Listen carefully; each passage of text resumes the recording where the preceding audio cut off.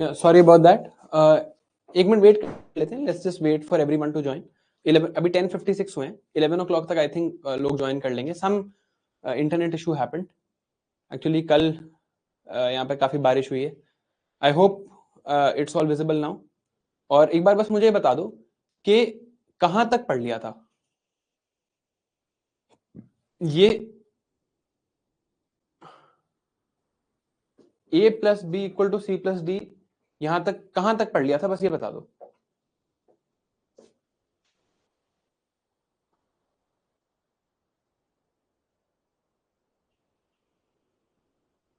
अच्छा, CO2 निकलता है ना. यहां तक पढ़ लिया था. CO2 gets released, lungs release CO2. Yes, यहां तक पढ़ लिया था. लंग्स रिलीज CO2 है ना. CO2 रिलीज तक यस नो लिख दो. CO2 रिलीज बाय लंग्स, यहां तक पढ़ लिया था. यहां तक पढ़ लिया था.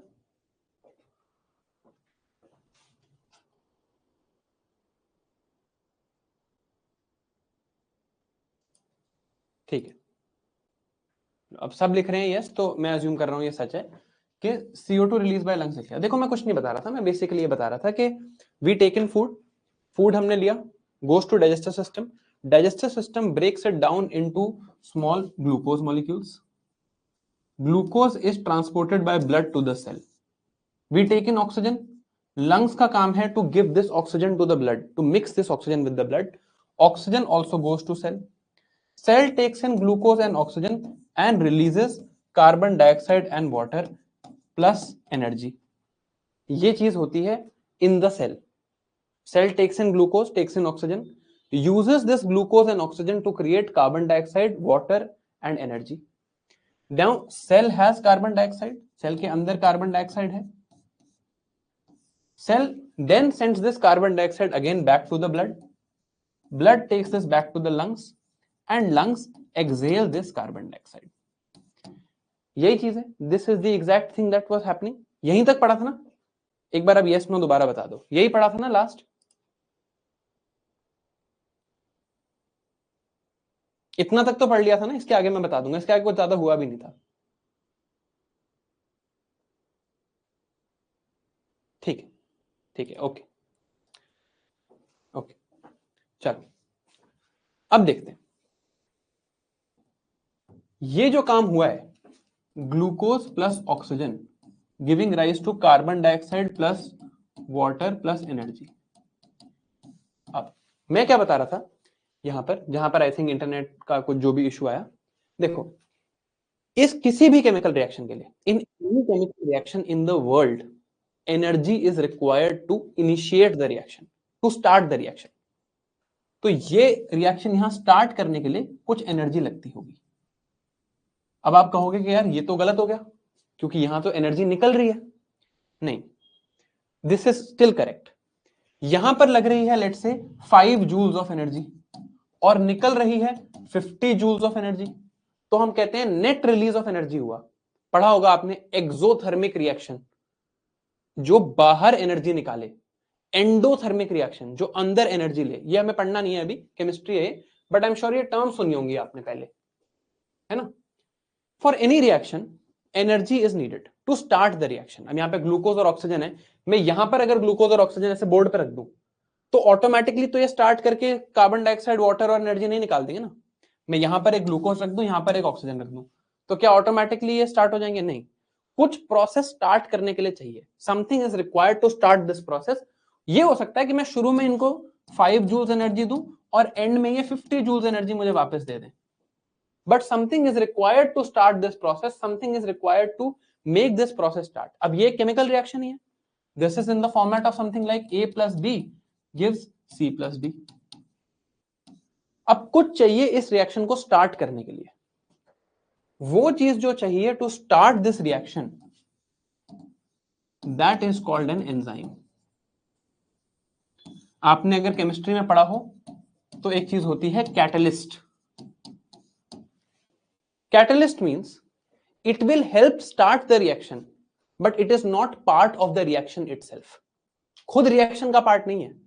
It is like a it is like a substrate which is not itself part of the reaction, खुद रिएक्शन का पार्ट नहीं है, but it helps the reaction to get completed. ठीक है, I have read a joke somewhere which I will paraphrase to tell you ताकि offensive ना हो। It is said that when you are trying to get into a relationship with someone of the opposite gender, their best friend is the catalyst. They will help the two of you get involved and then exit the reaction. That is what a catalyst does. It will help these two get involved and then exit the reaction. So it will help these two start the reaction. Catalyst. It catalyzes the reaction, makes the reaction easy to do. ये काम होता है enzyme का। Enzymes, ये आपने सुने नहीं होंगे word, they are merely catalyst, they help this reaction to start. अब ये एक केमिकल रिएक्शन है ना। एंजाइम्स का थोड़ा एक्शन देखते हैं। मैंने आपको कहा था to start any chemical reaction, to start any chemical reaction some energy is needed. This energy is called activation energy, energy to activate this reaction. बाद में हो सकता है उससे कहीं ज्यादा एनर्जी निकाल दे, बट एक बार आपको एनर्जी देनी पड़ेगी। ठीक है, वो how do enzymes make any reaction easy? Enzymes ऐसा कुछ करते हैं, दिखाता हूं आपको।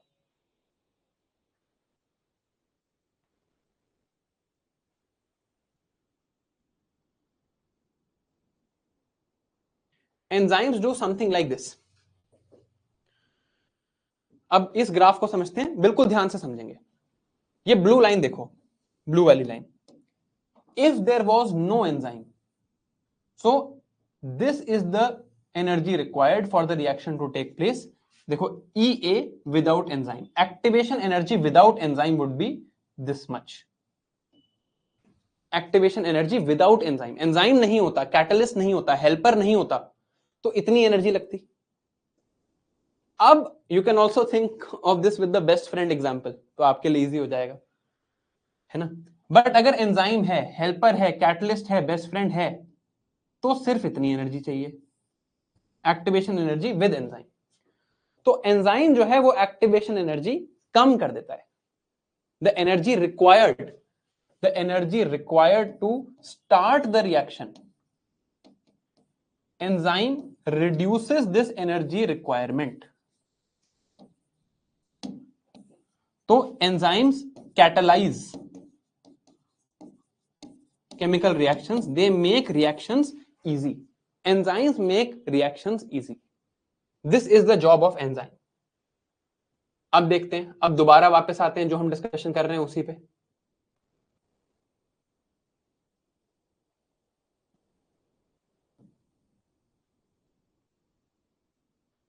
हम यही बात कर रहे थे। अब इसी डिस्कशन में देखो, ये एक केमिकल रिएक्शन है जो सेल में हो रहा है। Glucose plus oxygen gives carbon dioxide, water and energy. ऐसे बहुत सारे many chemical reactions will be happening in the cell. हमने देखा जो साइटोप्लाज्म है वहां पर तो ये केमिकल रिएक्शन ही होते हैं, है ना। एक केमिकल रिएक्शन है टू जनरेट एनर्जी, एक केमिकल रिएक्शन है टू एक्सक्रीट सेल्स, है ना। एक केमिकल रिएक्शन है टू लेट से डिवाइड द सेल, एक केमिकल रिएक्शन है टू ग्रो द सेल, बहुत सारी चीजें हैं। अब अगर किसी केमिकल रिएक्शन को मैं एंजाइम दे देता हूं, if I give enzyme to a chemical reaction, it makes the chemical reaction easy because it reduces the activation energy. यहां तक क्लियर है? ये सारी बातें क्लियर है जो अभी तक बोली है, इसमें कुछ वैसे खास है नहीं, बहुत ही नॉर्मल सी बात चल रही है अभी तो। अगर मैंने केमिकल रिएक्शन बहुत सारे हो रहे हैं, जहां पर एंजाइम होगा वो रिएक्शन इजीली हो जाएगा, बाकी जगह हो सकता है रिएक्शन ना हो पाए, है ना। अब वापस आते हैं जो हम डिस्कशन कर रहे थे। To the job of the nucleus is, job of nucleus is to control the cell. ये सेल है, सेल में एक सेल मेम्ब्रेन है, एक साइटोप्लाज्म है जहां पर सारे केमिकल रिएक्शंस होते हैं, एक न्यूक्लियस है, न्यूक्लियस के अंदर था हमारा जेनेटिक मटेरियल जिसमें इंफॉर्मेशन थी, इसका हमने अभी नाम रखा था डीएनए। इंफॉर्मेशन थी, है ना। अब न्यूक्लियस का job was to control the cell. Control के लिए हमने देखा था यार दो चीजें चाहिए, एक तो चाहिए इंफॉर्मेशन, इंफॉर्मेशन तो है उसमें डीएनए की तरह, दूसरा है actual control. No this is control of what, किस चीज को न्यूक्लियस कंट्रोल करे? Nucleus needs to control the working of the cell, the entire working of the cell, पूरी सेल की जो वर्किंग है, the entire working of the cell, this is happening through chemical reactions. So if you can control chemical reactions, if you can control chemical reactions, you can control the cell. सारा कुछ ही chemical reaction में हो रहा है cell में, growth भी chemical reaction से, metabolism भी केमिकल रिएक्शन से। तो अगर आप इन रिएक्शंस को कंट्रोल कर लो तो आप सेल को कंट्रोल कर लोगे। Now how are these reactions controlled? इन रिएक्शंस को करवाने वाली कौन सी चीज है? इन रिएक्शंस को करवाने वाली चीज है enzyme.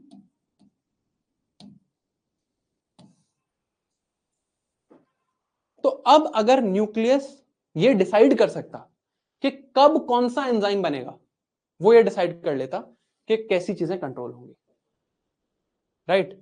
If the nucleus decides when which enzyme gets made, right, if the nucleus decides when which enzyme gets made, it will get to control the cell, है ना।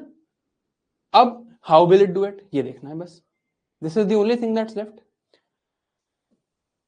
साइटोप्लाज्म में केमिकल रिएक्शन हो रहे हैं, that chemical reaction control are actually the working of the cell.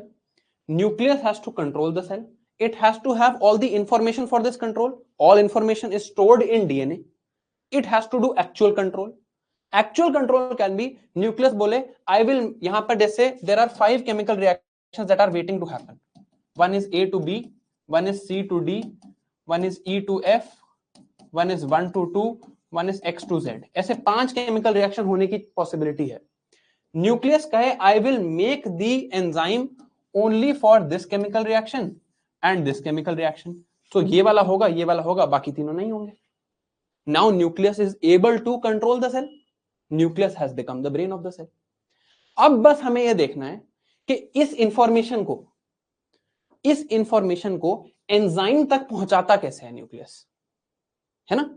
ये बात भी clear है। We just have to understand कि इस इंफॉर्मेशन को एंजाइम तक पहुंचाता कैसे है, तो हमें कंट्रोल का मैकेनिज्म समझ आ जाएगा। क्लियर, यही बात हो रही है ना।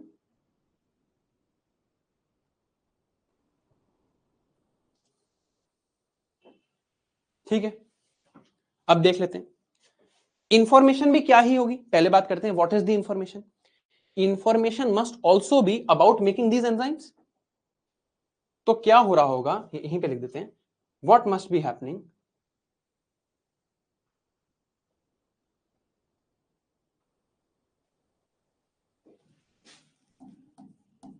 डीएनए में कंप्लीट इंफॉर्मेशन होगी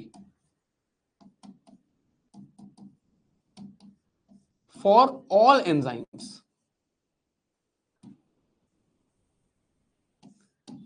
डीएनए में कंप्लीट इंफॉर्मेशन होगी सारे एंजाइम्स बनाने की, हर तरह की इंफॉर्मेशन। जैसे ब्रेन में सारी इंफॉर्मेशन है, how to sleep, how to walk, how to run, how to eat, how to speak. कभी कभी कुछ इंफॉर्मेशन, इस इंफॉर्मेशन में से एक्चुअल कमांड्स मिलके कुछ कमांड्स होंगे, through those commands only certain enzymes are formed at a certain time. एक टाइम पे आई एम ओनली स्पीकिंग और रनिंग, पूरी इंफॉर्मेशन एक जगह है, कुछ कमांड्स मिलेंगे, उन कमांड्स के through certain enzymes will be formed, this will then lead to cellular control.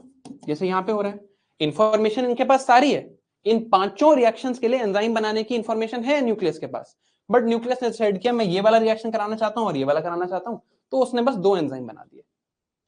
This process we now have to understand. How do we get to from this information in the DNA to this enzyme? This is what we have to understand.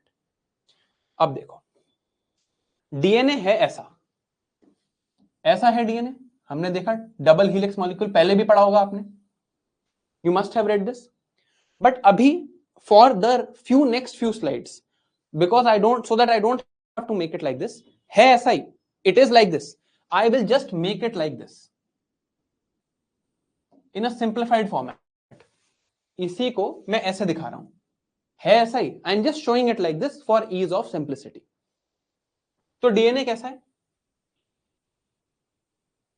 DNA look something like this. 2 strands हैं, यहां पर कुछ कुछ लिखा है, A G C T T T A, कुछ भी random order हो सकता है, सबका डीएनए अलग होता है, ए सी ऐसा. सामने भी इसके कॉम्प्लीमेंट्री चीज लिखी होंगी. ए के सामने लिखा होगा टी, जी के सामने सी के सामने जी, टी के सामने ए, फिर से ए, फिर से ए, यहां पे टी, यहां पर टी, यहां पर जी, ऐसे करके पूरी इंफॉर्मेशन होगी. यही इंफॉर्मेशन है. This is the information. How this is the information, this will see now. अब हमें क्या करना है? हमें इस इंफॉर्मेशन में से एंजाइम बनाने हैं. We have to make enzymes from this information. अब हमने जब सेल ऑर्गेनल्स पढ़े थे, इस स्लाइड पे अभी वापस आता हूं, सेल ऑर्गेनल्स पढ़े थे, तो हमने यहां पर एक ये ऑर्गेनल पढ़ा था, प्रोटीन्स और राइबोसोम्स. जो हमारे एंजाइम्स बनते हैं, जितने भी एंजाइम्स बॉडी में, almost all of them, 99.9% of them, these enzymes are made up of proteins, or rather I should say they have similar chemical structure to proteins. जैसे जो प्रोटीन्स हम नॉर्मली सुनते हैं, चिकन खाओ प्रोटीन मिलेंगे, दाल खाओ proteins मिलेंगे, उनका और एंजाइम्स का केमिकल स्ट्रक्चर ऑलमोस्ट सेम है. एक्चुअली पूरा ही सेम है. They are all made up of something called amino acids. इसके बारे में डिटेल में अभी बात करेंगे, अभी इसमें नहीं जाते, लेट्स नॉट गेट डाइवर्टेड, है ना. तो राइबोसोम का काम होगा प्रोटीन बनाना. Enzymes are also protein. Just to give you an example, all enzymes और most enzymes are proteins, but all proteins are not enzymes. इससे क्लियर हो जाएगा आपको. All enzymes are proteins, but all proteins are not enzyme. तो जितने भी enzyme हैं वो प्रोटीन ही है. ठीक है. तो कौन बनाएगा प्रोटीन या कौन बनाएगा एंजाइम? राइबोसोम बनाएगा. तो अब इस इंफॉर्मेशन से हमें बनाने हैं एंजाइम्स. अब देखो, राइबोसोम कुछ ऐसा दिखता है, ऐसा. उसमें ना 2 चीजें होती हैं, एक ऐसे लार्ज राइबोसोम यूनिट, एक स्मॉल राइबोसोम यूनिट, ऐसा होता है. ये शेप होती है एक राइबोसोम की. राइबोसोम का काम क्या होता है? उसे आप एक स्ट्रिंग ऑफ इंफॉर्मेशन दो, वो इस स्ट्रिंग ऑफ इंफॉर्मेशन से प्रोटीन बना देगा. अब यहां पर एक प्रॉब्लम देखो, हमारे पास 1 स्ट्रिंग ऑफ इंफॉर्मेशन नहीं है. राइबोसोम की एबिलिटी है कि वो 1 स्ट्रिंग ऑफ इंफॉर्मेशन अगर आप उसे दे दो, if you give it 1 string of information, it will read that string of information. जैसे आप उसे यहां पे लिखा दे दो, ए सी जी जी ए, ऐसा एक स्ट्रिंग ऑफ इंफॉर्मेशन उसको लिखा दे दो. इसके बेसिस पे, इसको पढ़ के, इसके स्ट्रक्चर के बेसिस पे, इस इंफॉर्मेशन के बेसिस पे वो यहां से प्रोटीन बना देगा. कौन सा प्रोटीन बना देगा? एंजाइम बना देगा. फिर आपका काम हो गया. हमें यही करना था, हमें यहां से एंजाइम पे पहुंचना था. But ribosome can only process 1 string of information. It cannot process this complete double string. अब प्रॉब्लम आ गई, हमारी information is in the form of double string.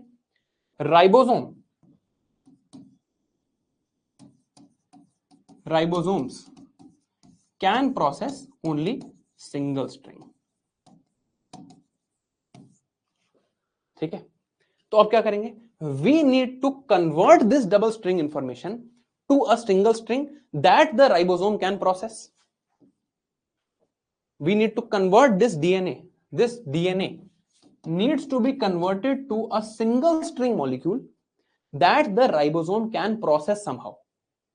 है ना, तभी राइबोसोम उसे प्रोसेस करके एंजाइम बनाएगा. This single string molecule is called RNA, ribose nucleic acid. अब समझ आ रही होगी बात. इस डीएनए से बनेगा आरएनए. इस आरएनए को लेगा राइबोसोम और बनाएगा protein. So what is the process that's happening here? DNA will be used to first make a single string that the ribosome can process. Then this RNA will be taken to a ribosome, which will make proteins. Which proteins? Enzyme,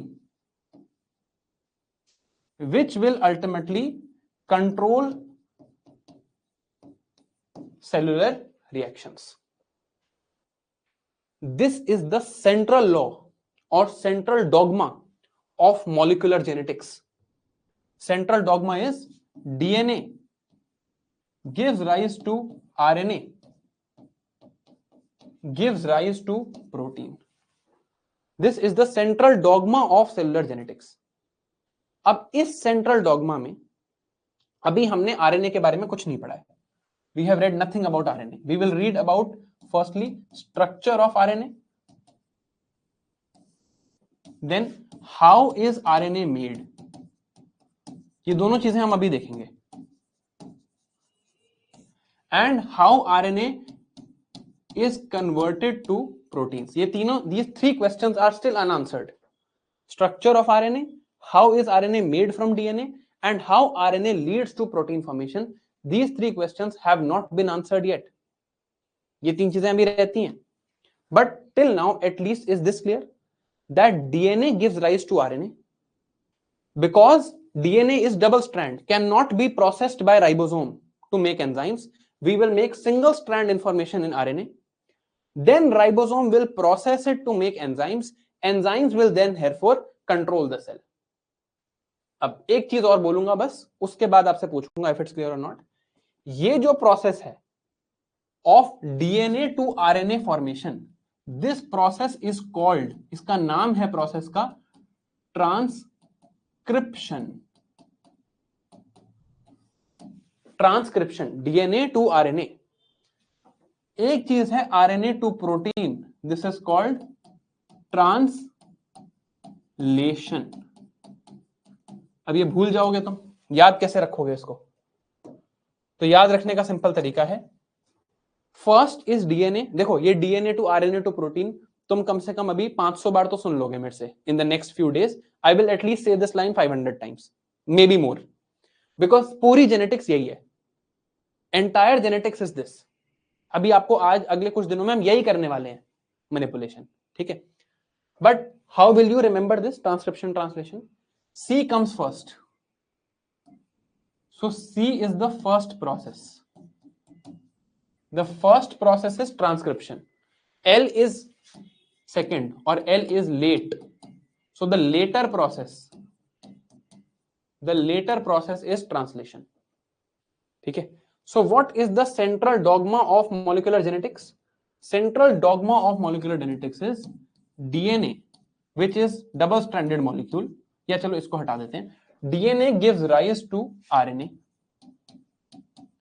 RNA gives rise to protein. Which protein? Enzyme. DNA to RNA is known as transcription.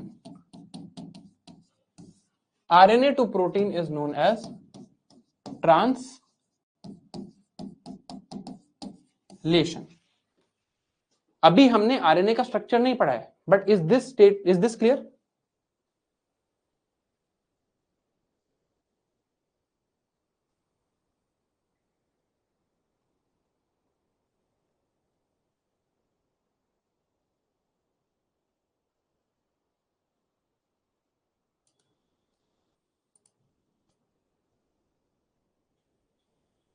ठीक है, अब पढ़ते हैं RNA का structure. RNA कैसा बनता है? What is RNA looking like? देखो, हमें इस डबल स्ट्रैंडेड मॉलिक्यूल से एक सिंगल स्ट्रैंड बनाना था.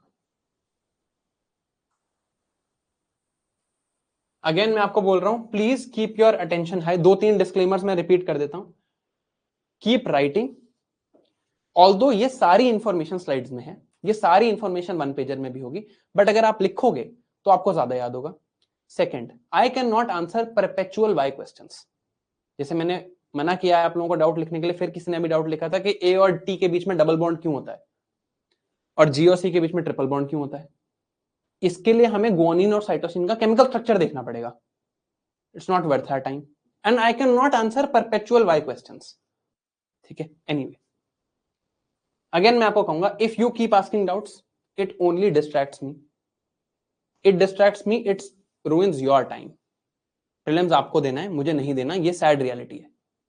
ठीक है। एनीवे आप डाउट्स पूछो जब मैं आपको टाइम दूं डाउट्स पूछने का, बीच में आप पूछोगे तो सिर्फ मैं डिस्ट्रैक्ट होऊंगा।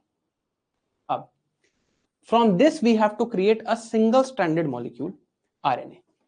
तो पहले हम आरएनए का स्ट्रक्चर देखते हैं। आरएनए का नाम देखते हैं। आरएनए का नाम है राइबोज न्यूक्लिक एसिड। तो पहली चीज तो मुझे नाम से ही क्लियर हो गई, that RNA is not going to be deoxy. यहां पर 5 शुगर्स हैं, 5 कार्बन का एक शुगर है, तो सेकंड पे जो OH ग्रुप है, ये OH ग्रुप यहां पर होने वाला है।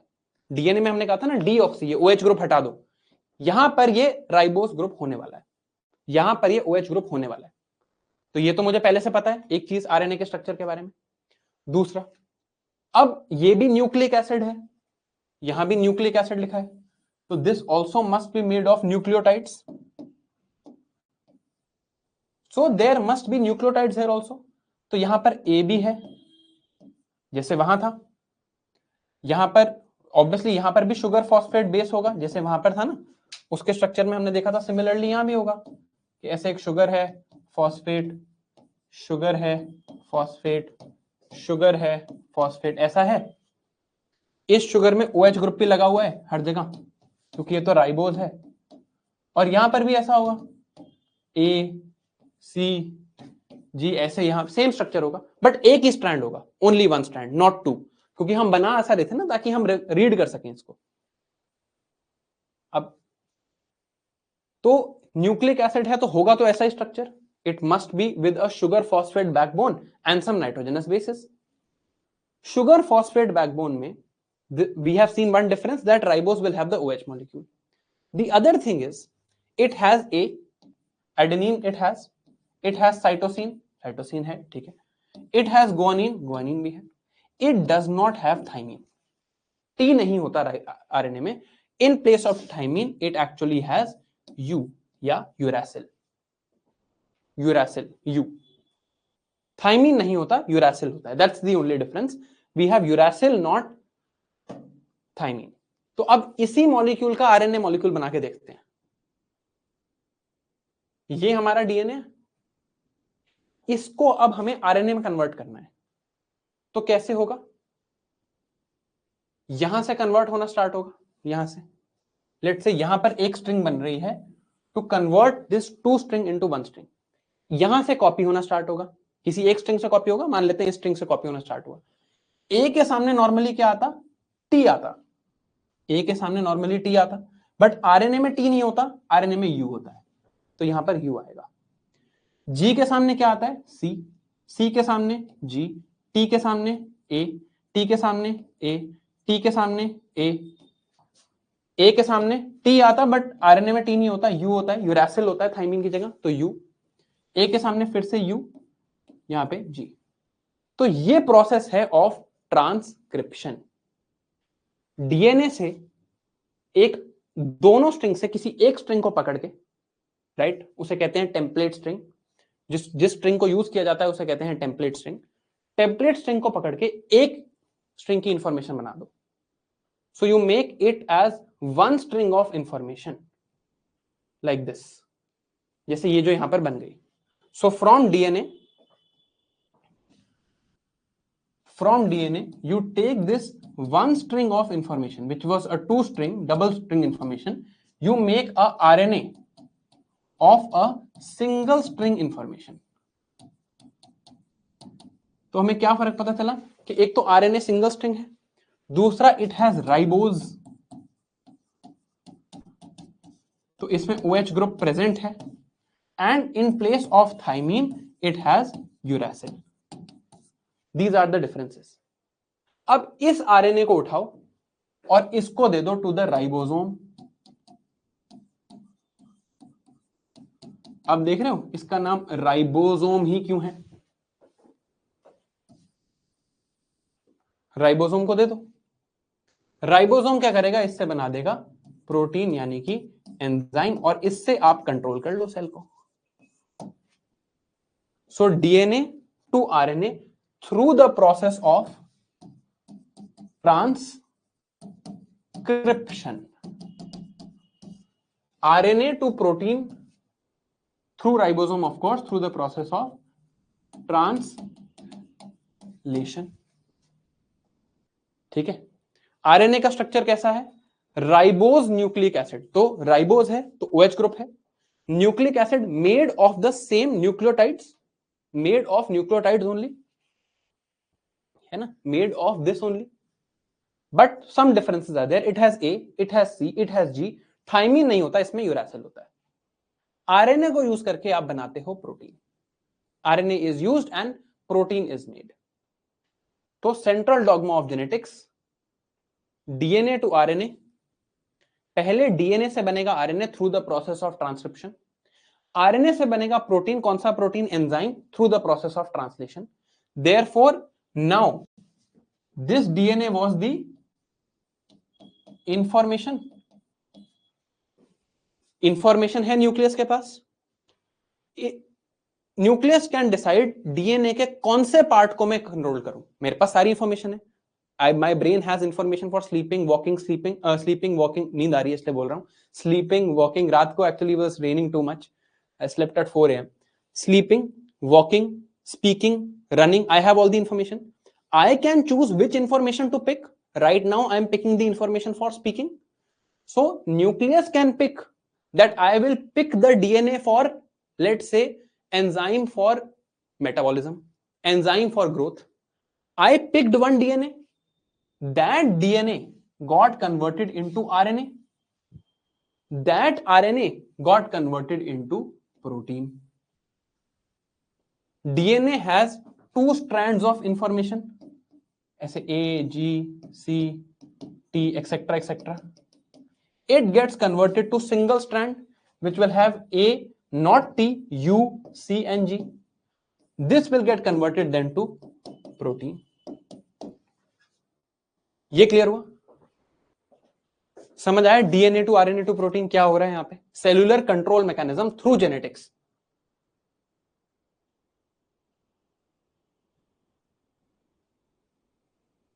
अगर आपको यह समझ आ गया है तो मुबारक हो, आपको बायोटेक समझ आ गई है, ठीक है। This information is not given in any current affairs compilation. आपको एक मैं आज रिकमेंडेशन दूंगा, ऑल्दो अभी आपको समझ नहीं आएगा, अभी थोड़ा और समझने की जरूरत है। माइक्रो आरएनए बहुत ज्यादा न्यूज में है, किसी भी करंट अफेयर्स कंपाइलेशन से माइक्रो आरएनए पढ़ लेना आज, ऐसे जस्ट रीड इट वंस, ये होमवर्क है, एक बार पढ़ के देखना। अभी भी समझने में दिक्कत होगी, बट अब अगर आपको ये पता है तो फिर भी इजी होगा to understand. It is micro RNA helps in post translational control. देखो क्या बात की जा रही है यहां पे कि डीएनए से ट्रांसक्रिप्शन होकर आरएनए बन गई उस इंफॉर्मेशन की, उस आरएनए का प्रोटीन भी बन गया, but even after that that enzyme, that protein is not functioning properly because of post translational control. This happens through microRNA. Discovery of this led to Nobel Prize in 2024. Next class में पढ़ाऊंगा कैसे ये काम करता है, but without this background information, that's why I tell you this is a completely static subject. नई development हो गई है, अब इतनी ही है न्यूज, ये न्यूज नहीं है, this has been around for 50 years. अब इस प्रोसेस को थोड़ा सा और डिटेल में देखते हैं। Let's look at this process with a bit more detail, ठीक है, ठीक है। ट्रांसक्रिप्शन,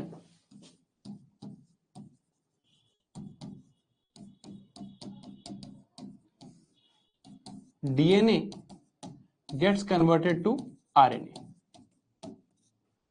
यही प्रोसेस है, double stranded to single strand. What is this RNA? This RNA is simply carrying the message of this DNA. इस DNA का message लेके आया ना ये RNA. So this RNA is called mRNA और messenger RNA. mRNA यानी कि messenger RNA carrying the information of this DNA. Carrying the information of this DNA. ठीक है, अब आपसे एक पोल लेना चाहता हूं। 2-3 और कॉन्सेप्ट हैं, इंपॉर्टेंट हैं, थोड़े से डिफिकल्ट टू अंडरस्टैंड भी हैं, बट मेरे को लगता है we are going at a very good pace. आज की क्लास हम प्योरली कंसेप्चुअल रख सकते हैं। अभी तक जो आपको पढ़ा है सब इन स्लाइड्स में लिखा है। जो नेक्स्ट कॉन्सेप्ट अभी मैं आपको बताने वाला हूं वो स्लाइड में नहीं लिखा है। If you want that I should continue conceptually, दो ऑप्शन है। एक है कि हम कॉन्सेप्ट पढ़ लें अभी 2-3 और कल से फिर स्लाइड्स देख लें। एक है कि हम अब स्लाइड्स देख लें और अभी और कॉन्सेप्ट्स ना पढ़ें। ये दोनों ऑप्शन है। अब मेरी चॉइस है कि हम कॉन्सेप्ट पढ़ें, लेकिन मैं आपसे क्यों पूछ रहा हूं? मुझे ये आता है। It depends on how tired are you. It's been 2.5 hours। अगर आप टायर्ड हो तो स्लाइड्स लिखना। अगर आप अभी भी सुन सकते हो और तो कॉन्सेप्ट लिखना। कॉन्सेप्ट रिपीट नहीं करूंगा मैं। अगर टायर्ड हो तो स्लाइड्स लिखना, अगर सुन सकते हो तो कॉन्सेप्ट लिखना। अब मैं आपको लिखने को बोलूंगा तो दिक्कत होगी, because there will be too many messages. तो एक 3 मिनट का ब्रेक ले लेते हैं, और इस 3 मिनट के ब्रेक के बाद मैं अभी एक पोल स्टार्ट कर रहा हूं। यहाँ पे आपको जहां पर अपनी ऐप में चैट दिखता है उसके ही नीचे डायरेक्टली वहां पे पोल का ऑप्शन होता है। ये दो ऑप्शन दूंगा मैं इस पोल में, कॉन्सेप्ट और स्लाइड्स। 2 मिनट होंगे आपके पास वोट करने के। I just make the poll also.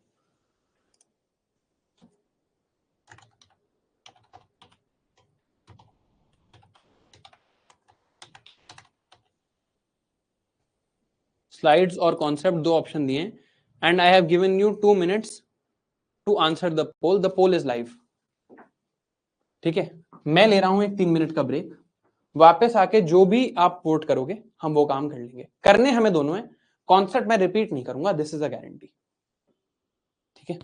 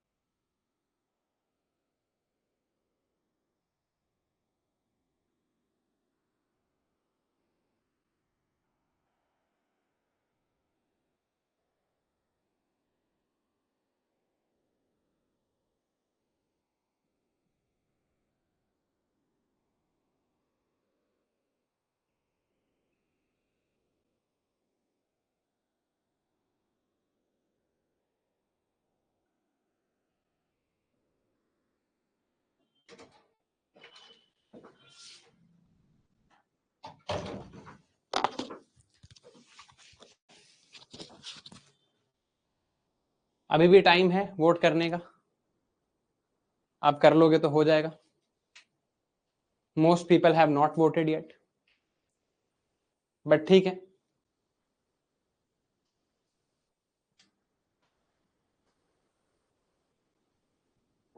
Almost बराबर है, तो I will decide on my description, and my description is that we will do slides.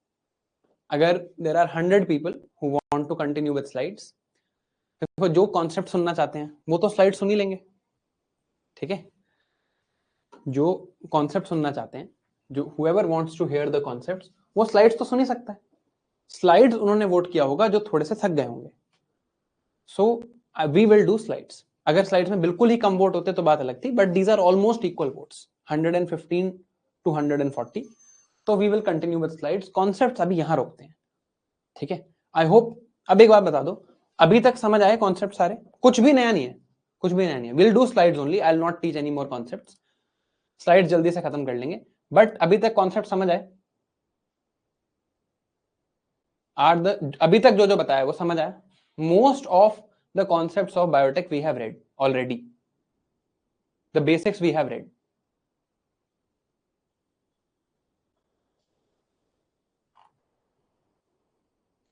So at least I hope till now whatever we have studied you have understood. बोल सकते हो yes no, chat is open.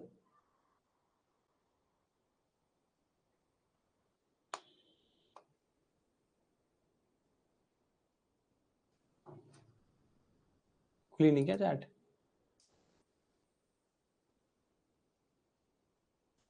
I don't know what's happening. I can't see any messages.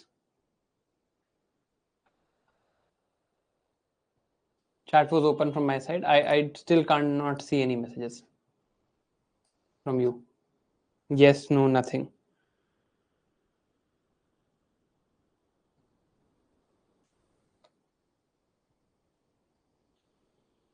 Okay, now I can see it. Now I can see it. बढ़िया.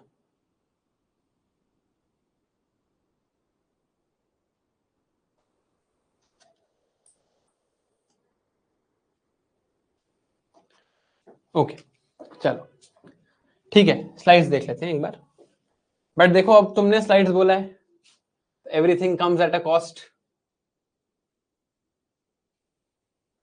तुमने अगर slides बोला है तो फिर टेस्ट होगा. Then there will be a test at the end. Test के बाद ही जाओगे तुम. 5 क्वेश्चन का टेस्ट होगा, ठीक है. स्लाइड्स पढ़ेंगे. आई नो आपको इसके नोट्स बनाने की जरूरत नहीं है.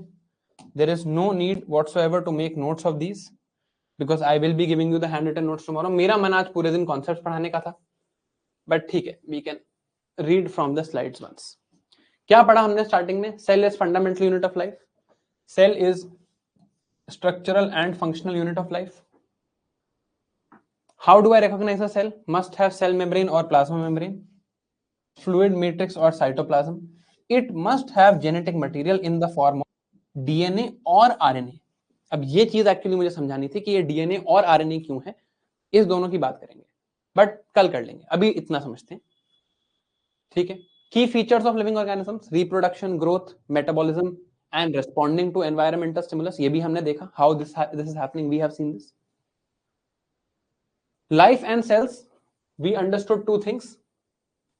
That basic unit of life is cell. So if there are no cells, you are non-living. A cell is capable of independent existence. This also we saw. ठीक है. This we have read. Anton von Leeuwenhoek का example, Robert Brown का example.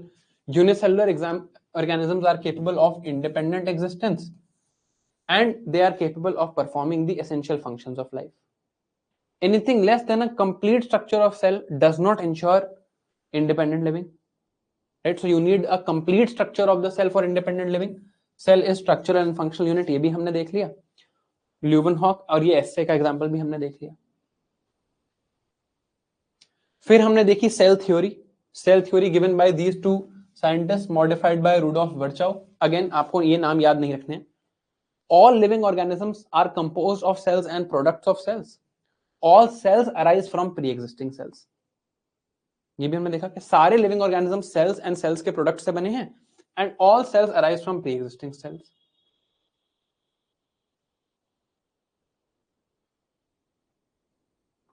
ये फिर पूरी कहानी चली हमारे कॉन्सेप्ट्स की.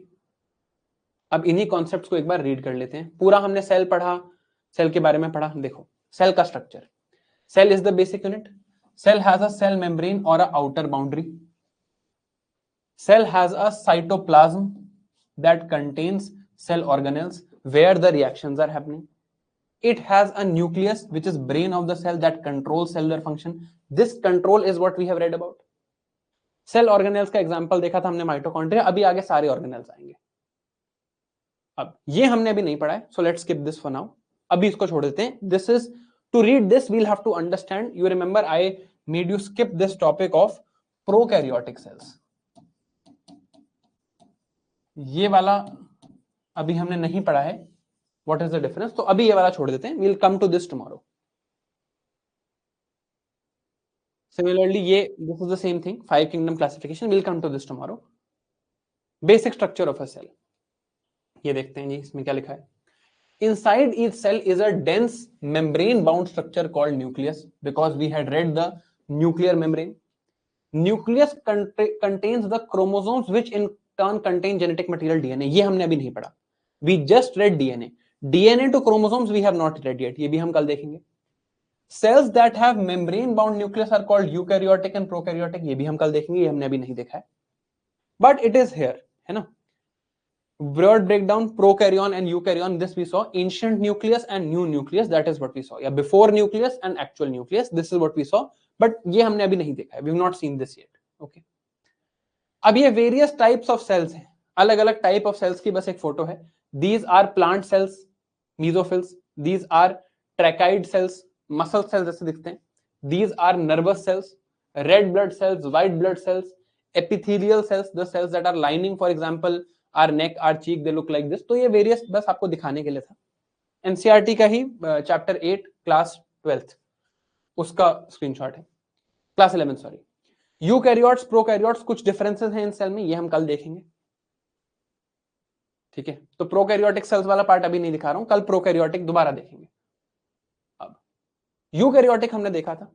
Eukaryotic has compartmentalisation of cytoplasm. क्यों हो रहा है कंपार्टमेंटलाइजेशन भाई?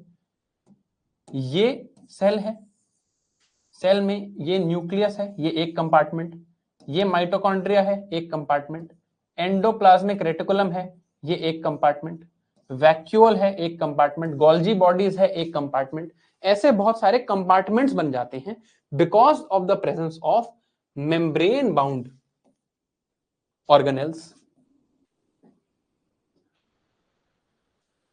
Eukaryotic cells possess an organized nucleus with a nuclear envelope or nuclear membrane. यहां पर दिख रही है हमें न्यूक्लियर मेम्ब्रेन, ये न्यूक्लियस की मेम्ब्रेन है, nuclear membrane is there. Genetic material is organised into chromosomes. ये कॉन्सेप्ट मैं आपको अभी पढ़ा दूंगा एक्चुअली, क्रोमोसोम्स वाला, बस ये चीज मैं आपको बता दूंगा, अभी आ जाएगा आगे chromosomes. Just this thing I will mention, otherwise prokaryotes हम कल पढ़ेंगे. सेल मेम्ब्रेन के बारे में फिर हमने पढ़ा. This is how the cell membrane is made. It is called a fluid mosaic model. इसका स्ट्रक्चर है, कल देखेंगे डिटेल में. सेल मेम्ब्रेन किसकी बनी है? लिपिड्स और प्रोटीन्स की बनी है. बस एक ओवरव्यू दे रहा हूं, पढ़ा नहीं रहा हूं, कल दोबारा पढ़ाऊंगा. ये सेल मेम्ब्रेन याद है? सेल मेम्ब्रेन ऐसा, cell membrane made of lipids and proteins. Major lipids are phospholipids arranged in a bilayer, integral protein, peripheral protein. एक चीज हमने पढ़ी थी, इट इज सिलेक्टिवली परमिएबल. ये हमने पढ़ा था कि मेम्ब्रेन सिलेक्टिवली परमिएबल है. मेम्ब्रेन का स्ट्रक्चर हमने नहीं पढ़ा था, कल हम पढ़ेंगे. फिर सेल वॉल, सेल वॉल हमने नहीं पढ़ा है अभी, we have not read a cell wall. Cell wall के बारे में बेसिक चीज ये है कि it is an outer covering. Plasma membrane के बाहर की भी आउटर कवरिंग, हर जगह नहीं होती, प्लांट्स में होती है, एल्गे में होती है, एक्सेट्रा. कल देखेंगे इसको डिटेल में सेल वॉल को, बस ओवरव्यू दे रहा हूं. Mitochondria, it is a type of cell organelle. This is what it looks like. Inside the cell एक छोटा सा ऑर्गेनेल है, ये भी कल देखेंगे. माइटोकॉन्ड्रिया का काम है power house of the cell to generate energy. Chloroplast cell organelle only in plants, ये भी देखा था हमने, इस टाइप का दिखता है, इसमें क्लोरोफिल है, फोटोसिंथेसिस कराता है, ये भी हमने देखा था. फिर बहुत सारे ऑल सेल ऑर्गेनेल्स थे. ये डायग्राम आपको हैंड रिटन नोट्स में दोबारा बना के दूंगा, सारों का मेंशन है यहाँ पे. सिर्फ हमें याद करना है कि किसका क्या फंक्शन है. जैसे गोल्जी बॉडीज का काम है पैकेजिंग, वैक्यूल का काम है स्टोरेज, माइटोकॉन्ड्रिया का काम है पावर हाउस होना, राइबोसोम का काम है प्रोटीन बनाना, क्लोरोप्लास्ट का काम है फोटोसिंथेसिस करना, स्मूथ एंडोप्लाज्मिक रेटिकुलम होता है, एक रफ एंडोप्लाज्मिक रेटिकुलम होता है, कल देखेंगे डिटेल में, बस एक समरी अभी ले लेते हैं. ये सारी बातें हमने बेसिक बेसिक पढ़ ली है. फिर कुछ प्लांट और एनिमल सेल का कंपैरिजन, ये भी कभी कल देखेंगे डिटेल में. ये अगेन प्लांट और एनिमल सेल का कंपैरिजन है. अब फिर न्यूक्लियस पढ़ा हमने, अभी भी न्यूक्लियस के बारे में ये सारी चीजें नहीं पढ़ी हमने. न्यूक्लियस के बारे में बड़ी स्पेसिफिक चीजें पढ़ी कि उसमें यहां पर कुछ जेनेटिक मटेरियल था ऐसा. This is called chromatin. अब क्रोमैटिन क्या है, क्रोमोसोम क्या है, डीएनए क्या है, ये अभी देख लेते हैं. क्रोमैटिन कहते हैं इसको. सो this is about the nucleus, ये भी कल देखेंगे डिटेल में। बट इसमें एक चीज हमने देखी थी कि न्यूक्लियस के अंदर ऐसे जेनेटिक मटेरियल होता है for information. This is what we saw, इसको अभी हम समझते हैं। This is actual photo of nucleus. Nucleus के अंदर एक न्यूक्लियोलस नाम का कुछ है, ये देखो, ये देख रहे हो, ये क्रोमैटिन है, कितना देखो हेविली डेंसली कॉइल्ड स्ट्रक्चर है, इट इज कॉल्ड क्रोमैटिन। क्यों होता है क्रोमैटिन, उसकी बात करेंगे। अब this is one thing that we had to read, this is properties of any genetic material, ये भी कल पढ़ेंगे, राइट। सो प्रॉपर, बस आपको एक ओवरव्यू दे रहा हूं, कल यहीं से कंटिन्यू करेंगे ताकि आपके सारे कॉन्सेप्ट्स रिवाइज हो जाएं, बस उसके लिए है। फिर हमने पढ़ा deoxy ribo nucleic acid, without oxygen sugar component, nucleotides ATGC etcetera etcetera, phosphate sugar phosphate backbone double helix structure, ये पढ़ा। फिर ये हमने देखा डीएनए का स्ट्रक्चर। फिर हमने 4 नाइट्रोजनस बेसेस देखे, A T G C at the girls club, याद किया, base complementary strands, base pairing देखी हमने। फिर प्योरीन्स और पायरिमिडीन्स की बात करी हमने, A and G are purine, structure अलग था उनका देखने में, पायरिमिडीन साइटोसिन एंड थाइमीन है, A is bound to T, C is bound to G, ये भी हमने देखा। अब यहां पर एक चीज समझो, हमने डीएनए का स्ट्रक्चर कैसा देखा था, हमने डीएनए का स्ट्रक्चर देखा था ऐसा, sugar molecule phosphate, sugar molecule phosphate, ये बैकबोन थी, शुगर फॉस्फेट बैकबोन, यहां पर लग रखे थे ए टी जी, ऐसे करके बहुत सारे नाइट्रोजनस बेसेस यहां पर लगे हुए थे ना। ऐसा स्ट्रक्चर हमने डीएनए का देखा था, एक स्ट्रैंड ऐसा, ऊपर भी एक ऐसा स्ट्रैंड बनेगा, same strand will be made,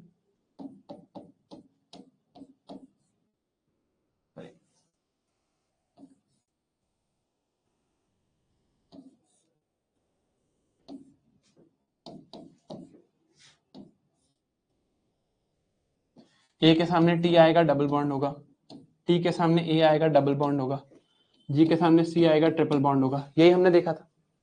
अब this is the DNA, this is simplified form, it actually exist like this, double helix model. अब देखा गया कि अगर मैं इन दो, जैसे ये ए है, ए के सामने टी है ना, ये एक पेयर है, this is a nitrogenous base, A is nitrogenous base, हमने देखा था nitrogen base compound, nitrogenous base, this is called a base pair, although कल इसको दोबारा देखेंगे, this is called a base pair, ठीक है, बेस पेयर कहते हैं इसको। ए और टी, ये भी एक बेस पेयर है, एक और, ये एक और बेस पेयर है। तो हमने in the lab we tried to measure the distance between these base pairs, distance between these base pairs, कि इनके बीच में कितना डिस्टेंस है। we were trying to find out the length of DNA molecule, distance between these base pairs was 3 into 10 raised to power minus 9 meter, बहुत कम distance है obviously, 10 raised to power minus 9 बहुत ही कम डिस्टेंस है between two, ठीक है। This is nanometre scale, nano technology भी हम पढ़ेंगे। This is 3 nanometre, this is the distance between these two. अब अगर मुझे इसकी पूरी लेंथ जाननी है कि डीएनए की पूरी लेंथ कितनी है, तो एक तो मुझे दो बेस पेयर के बीच में डिफरेंस पता होना चाहिए, I need to know the difference between this and this, this distance I found out is 3 nanometre.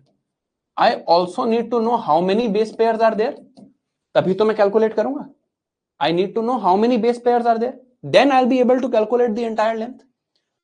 So base pairs in humans,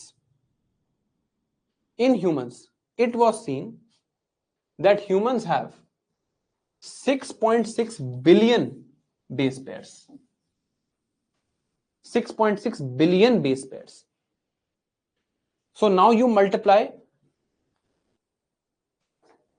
actually the distance is not 3 into 10 raised to power minus 9, it is 3 into 10 raised to power minus 10. 3 into 10 raised to power minus 10 meter is the distance between one base pair. So in this molecule, इस molecule में,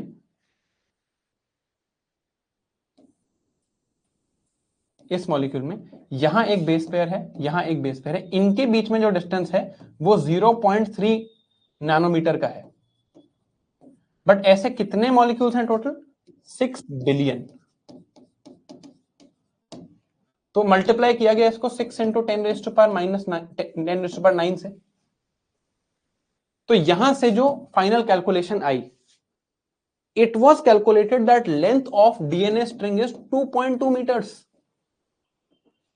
2.2 metres की string है, 2.2 metres. मैं नहीं हूं 2.2 metres का, एक cell में पूरा डीएनए है ना। 2.2 मीटर्स इज अप्रोक्सीमेटली 8 फीट। ठीक है, अब आई एम नॉट 2.2 मीटर्स और मेरे अंदर इतने सारे सेल्स हैं, हर सेल के अंदर 2.2 मीटर्स का डीएनए है। एवरी सेल हैज डीएनए, कल ये समझ आएगा आपको ये line, by every cell has DNA. Every cell has 2.2 meters of DNA. What is the size of the cell? Diameter of cell was 3 into 10⁻⁻6 meter. समझ ही नहीं आ रहा ये कैसे फिट हो सकता है इसके अंदर? This string cannot fit here. Then it was understood that if a string of 2.2 meters has to fit under something that is 100 micrometer, micrometer is 10⁻⁻6, अगर ये पूरी स्ट्रिंग इसके अंदर फिट होनी है, that means it must B heavily coiled. DNA की बहुत coiling हो रखी होती होगी, that is how DNA fits here. नहीं तो इतना लंबा है हमारा डीएनए और हर सेल के अंदर है, it can't fit into the cell. The only way it can fit is through coiling. Then it was understood that our DNA actually gets coiled. Coil होता है, बहुत हेविली कॉइल होता है हमारा DNA when it is to fit inside the nucleus. दिख रहा है यहां पे कुछ heavy coiling? Can you see some heavy coiling here? This heavy coiling is the coiling of DNA.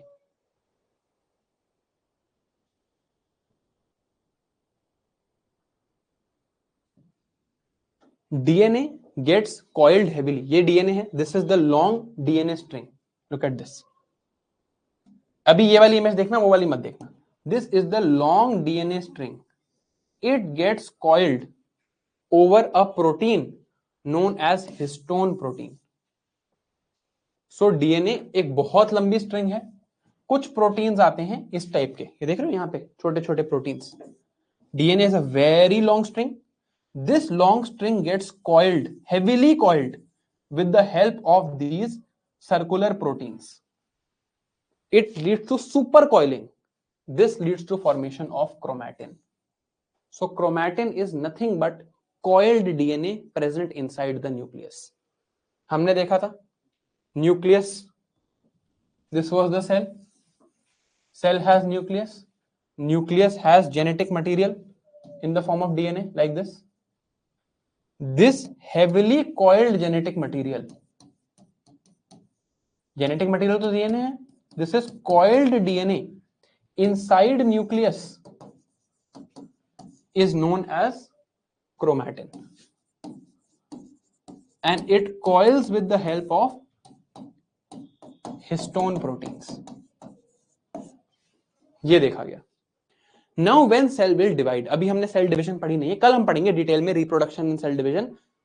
Test भी मैं आपका कल ही लूंगा, बट कल आपका कम से कम 15 क्वेश्चन का टेस्ट होगा। फिर when the cell divides, अभी तो ये कॉयल के फॉर्म में है, when the cell divides it has to double its genetic material। कल बताऊंगा। सेल को मान लो यहां से 2 सेल बनाने हैं, अभी के लिए बस ब्रॉडली समझना। If this cell has to divide into 2 more cells, ऐसे, तो दोनों को डीएनए जाना होगा। So this DNA also has to divide. So at the time of cell division, कल पढ़ेंगे सेल डिवीजन डिटेल में, अभी टेंशन मत लो। At the time of cell division this chromatin gets further condensed, और कंडेंसेशन हो जाती है, और इसकी ऐसे अक्यूमुलेशन हो जाती है। Further condensation happens of chromatin, further condensation. This further condensation leads to formation of chromosomes. ये जो क्रोमोसोम्स आपने देखे हैं, ये कुछ नहीं है, ये और फर्दर कॉइलिंग है। So DNA condensation and coiling leads to chromatin. At the cell division time, it is required to further condense them. it leads to formation of chromosomes. Chromosomes are nothing but DNA in a coiled form. So DNA condensation to chromatin at the time of cell division, cell को divide करना है, क्यों चाहिए होता है ये? At the time of cell division we'll see. At the time of cell division further condensation happens, leads to formation of chromosome. Is this clear? Chromatin, chromosomes, ये term clear हुई?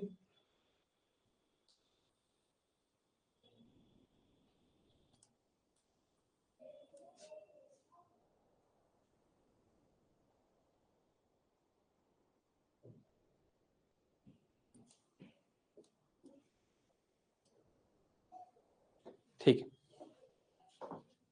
आगे देखते हैं आगे क्या लिखा है स्लाइड्स में. पैकेजिंग ऑफ डीएनए हेलिक्स, यही हमने पढ़ा है. इतने से न्यूक्लियस में इतनी बड़ी स्ट्रिंग को फिट होना है, कॉइलिंग करनी पड़ेगी वगैरह. अब सेल रिप्रोडक्शन ये हमने अभी पढ़ा नहीं है. We have understood this process, DNA transcription to RNA, translation to proteins. Ribonucleic acid का हमने स्ट्रक्चर देखा, सिंगल स्ट्रैंडेड है. राइबोज न्यूक्लिक एसिड है, तो इसके राइबोज में, इसके शुगर में, ये देखो इसके शुगर में, ये वो 5 कार्बन का शुगर है, इसके शुगर में यहां पर OH ग्रुप है. तो दिस हैज 5 कार्बन शुगर, ठीक है, बट विद OH ग्रुप, है ना. Uracil instead of thymine, it is single stranded, ये भी हमने देखा. ये कैरेक्टरिस्टिक्स ऑफ आरएनए है, ये कल देखेंगे, ये हमने अभी नहीं देखे हैं. एंजाइम कैटलिस्ट होते हैं, this we have seen. DNA to RNA to protein. Why RNA? We have answered, because single stranded, easy to process. Why protein? For cellular control, role of enzymes, we have answered. So we have seen this. RNA is difficult to, DNA is difficult to process, तो RNA बनाना पड़ेगा. RNA is single stranded, it helps in producing proteins, this also we have seen. DNA RNA के बीच में हमने comparison भी देखा था. DNA transcription से RNA बनता है, RNA is single strand and it has uracil, whereas this has thymine, ये भी हमने देखा था. अब इसके आगे टेस्ट था, but we will not be doing the test today because काफी चीजें रहती हैं. मैं आपको बता देता हूं अभी हम कल क्या करने वाले हैं. कल we will continue from this whatever was left in today's slides. तो हमारा रह गया है प्रोकैरियोट्स, ज्यादा कुछ नहीं है, थोड़ा सा सेल के बारे में रह गया है. And we will read further about genetic material tomorrow. We will read further about genetic material, and we will also read about, tomorrow we will also read about mitochondrial diseases. Mitochondria also will read in detail. Human reproduction we will read in detail. हमने genetic material बोल रहे हैं हम तब से DNA को, but अभी तक इसमें कोई जेनेटिक कंपोनेंट आया नहीं है. Genetic is transmitted from one generation to the next, वो वाला कंपोनेंट तो इसमें भी आया ही नहीं है. So we will see this also tomorrow. And इसका जो हैंड रिटन नोट्स है ये हम कल क्लास में ही रिवाइज करेंगे.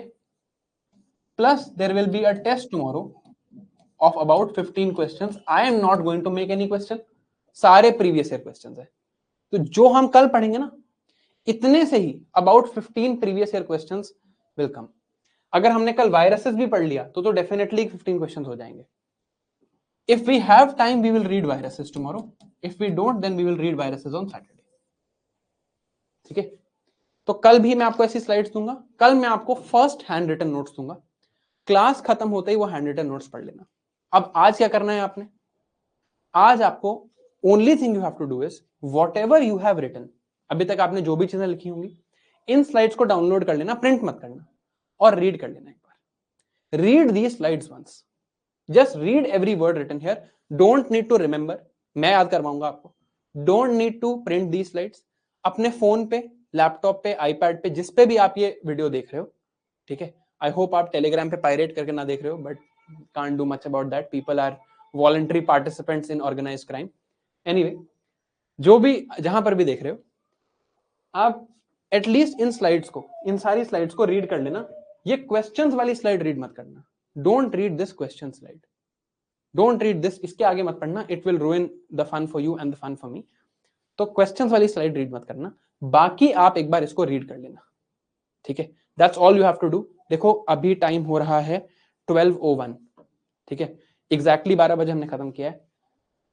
बहुत ही सिंसियरली आपको रिक्वेस्ट करूंगा कि 12:20 से पहले, बिफोर 12:20 प्लीज स्टार्ट रीडिंग। आपको 15-20 मिनट्स भी नहीं लगेंगे, आप 1 बजे तक खत्म कर लोगे and you will be free. आपका एक सब्जेक्ट आज का हो गया। मैं आपसे इतना ही टाइम मांग रहा हूं रोज, 9 AM to 1 PM। आप मुझे 9 AM to 1 PM दे दो फॉर द नेक्स्ट 2.5 वीक्स, आपका साइंस एंड टेक मैं सॉर्ट कराता हूं, दिस इज माई गारंटी, ठीक है। बट इतना टाइम मुझे दे दो, ज्यादा टाइम नहीं हुआ यार, 12:20 तक प्लीज पढ़ाई शुरू कर देना, ठीक है। Thank you very much for your patient listening, I hope you understood. कल इसको और डिटेल में देख के इन टॉपिक्स को खत्म करेंगे, ठीक है। आज हमने सिर्फ ओवरव्यू लिया है, कल हम इनको खत्म कर देंगे, इन सारे टॉपिक्स को जो बोर्ड पे लिखे हैं। प्लीज अभी पढ़ना शुरू कर देना, please. I will take the doubts tomorrow, अभी तो मैंने कुछ पढ़ाया ही नहीं यार। I will take the doubts tomorrow, please अभी पढ़ लो, एक बार रीड तो करो स्लाइड्स को, रीड द स्लाइड्स वंस, ठीक है। और अभी प्लीज अभी, है ना। आई होप थोड़ा सा मजा आ रहा हो साइंस एंड टेक पढ़ने में, आई होप थोड़ा सा मजा आ रहा हो, तो एटलीस्ट कुछ समझ आया हो। लॉजिकल है सारा, सब लॉजिकल है, कोई एनसीईआरटी रेफर नहीं करनी है, कुछ नहीं करनी है, एनसीईआरटी से ही है, मैंने एनसीईआरटी से बनाया है, बस ये स्लाइड्स रीड कर लेना, ठीक है। चलो कल मिलते हैं यार, सी यू टुमारो, बाय बाय।